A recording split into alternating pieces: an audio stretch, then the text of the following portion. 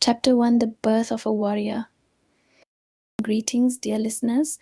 Today I will share with you the extraordinary tale of Shaka Zulu, a legendary figure whose bravery and strategic genius shaped the history of South Africa. Our story begins in the rolling hills of the KwaZulu-Natal region, where the land is rich with tall grasses and the air is filled with the scent of wildflowers. The year was 1787, and in the small village of KwaBulawayo, a child was born who would one day change the course of history. His name was Shaka, son of Nandi, a princess of the Lanjini tribe, and Senzangakona, the chieftain of the Zulu clan. From a young age, Shaka showed signs of greatness. He was strong, intelligent, and possessed a fiery spirit. Despite being born into tumultuous circumstances, with his parents' union not formally recognized, Shaka's resilience shone through. He grew up facing many challenges, including ridicule and hardship, but these only served to forge his indomitable spirit. Growing up, Shaka wore traditional animal skin clothing, adorned with beads and feathers that reflected his warrior lineage. He was often seen practicing with a spear and shield, preparing for the battles he knew he would one day face. His favorite place was the hill overlooking his village, where he would dream of uniting his people and leading them to greatness. Chapter 2: The Trials of Youth. Shaka's early years were filled with trials and tribulations. His mother's status as a Lanjini princess and his father's position as a Zulu chieftain brought him into a world of complex political dynamics. His family faced ostracism, and Shaka himself was often bullied by other children. Yet, these hardships only strengthened his resolve. Nandi, his mother, played a crucial role in shaping his character. She instilled in him the values of resilience, perseverance, and pride in his heritage. Under her guidance, Shaka learned about the history and traditions of the Zulu people. He also learned the art of strategy and warfare, skills that would later prove invaluable. During these formative years, Shaka's attire remained simple yet symbolic. His clothing, made from animal hides and decorated with shells and beads, was a testament to his cultural roots and warrior spirit. Chapter 3: Rising Through the Ranks. As Shaka grew older, he joined the ranks of the Matefwa warriors under the leadership of Dingiswio. The Matefwa, a powerful confederation of clans, was known for its military prowess and strategic acumen. Shaka's natural talent for strategy and combat quickly set him apart from his peers. Shaka developed new tactics and introduced innovative weapons such as the shorter stabbing spear, the Ikloa, which allowed for close combat and greater efficiency in battle. He also restructured the traditional Zulu regiments, or Amabuto, into highly disciplined and cohesive units. These changes transformed the Zulu military into a formidable force. Shaka's reputation as a fierce warrior and brilliant strategist spread far and wide. His attire became more elaborate with the addition of a leopard skin cloak symbolizing his status and prowess. He earned the respect and admiration of his fellow warriors and quickly rose through the ranks. Chapter 4: The Death of Dingiswio. The death of Dingiswio, the Matefwa leader, marked a turning point in Shaka's life. Dingiswio had been more than a leader to Shaka. He was a mentor and a father figure. His death left a power vacuum that many sought to fill, but Shaka's vision and determination set him apart. Determined to honor Dingiswio's legacy and continue his mission, Shaka seized the opportunity to unite the Zulu people under his leadership. He began consolidating smaller clans and forging alliances through diplomacy and warfare. Shaka's vision was to create a powerful and united Zulu nation, one that could stand against any threat. The path to unification was fraught with challenges. Shaka faced resistance from rival clans and internal dissent. Yet, through his unmatched strategic acumen and charismatic leadership, he overcame these obstacles, rallying his people with promises of glory and prosperity. Chapter 5: The Military Reforms.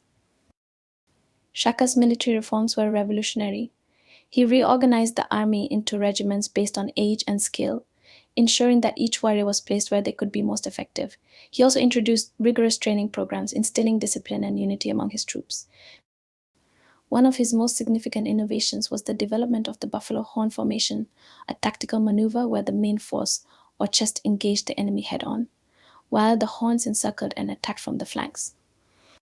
This tactic proved devastatingly effective in battle, allowing the Zulu to outmaneuver and overwhelm their enemies. Shaka's emphasis on mobility and endurance was also critical. He trained his warriors to march at incredible speeds and fight with relentless energy. This combination of strategy, discipline, and physical prowess made the Zulu army one of the most formidable forces in southern Africa. Chapter 6: The Battle of Jikokli Hill. One of Shaka's most famous battles was the Battle of Jikokli Hill. In 1818, Shaka faced a superior force from the Ndwandwe, led by Zwide, a powerful and ambitious chief. The Ndwandwe outnumbered the Zulu, but Shaka's strategic brilliance would turn the tide. Shaka chose Jikokli Hill as the battleground, using its terrain to his advantage. He positioned his troops in the buffalo horn formation, with the chest drawing the Ndwandwe into a trap. As the Ndwandwe advanced, the horns closed in from the sides, encircling them and cutting off their escape. The battle was fierce and intense, with the clash of spears and shields echoing across the hillside. Shaka's warriors, driven by their leader's unyielding spirit, fought with unparalleled bravery. Despite being outnumbered, the Zulu emerged victorious, inflicting heavy casualties on the Ndwandwe and securing a decisive victory. Chapter 7: Consolidating Power. Following his victory at Jikokli Hill, Shaka continued to consolidate his power. He expanded his kingdom through a combination of diplomacy and conquest, bringing many clans and tribes under Zulu rule. Shaka's leadership was characterized by both benevolence and ruthlessness, rewarding loyalty and punishing dissent. Shaka's governance extended beyond military prowess.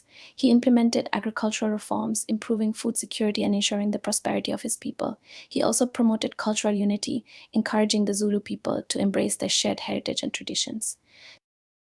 The Zulu kingdom flourished under Shaka's rule, becoming a beacon of strength and stability in the region.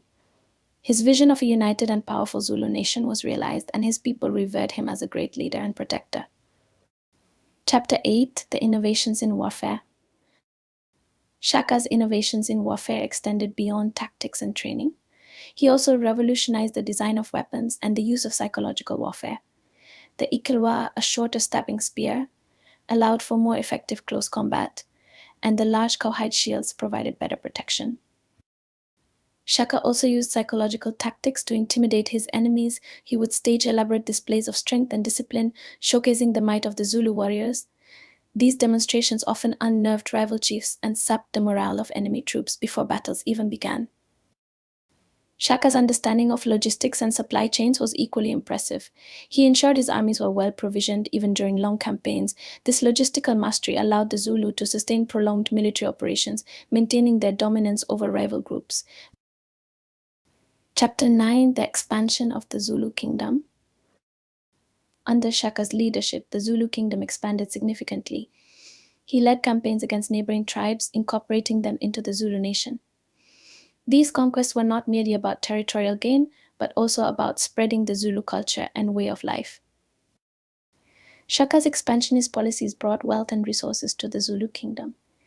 New territories provided fertile land for agriculture, access to trade routes, and increased manpower for the Zulu army. The kingdom's capital, Bulawayo, became a bustling center of commerce and culture. Despite the benefits, Shaka's conquest also brought challenges. Managing a vast and diverse kingdom required shrewd diplomacy and effective governance. Shaka's ability to balance military might with political acumen was crucial in maintaining the stability and prosperity of his growing empire. Chapter 10: Legacy of a Legend. Shaka's reign was marked by both great achievements and deep personal tragedies.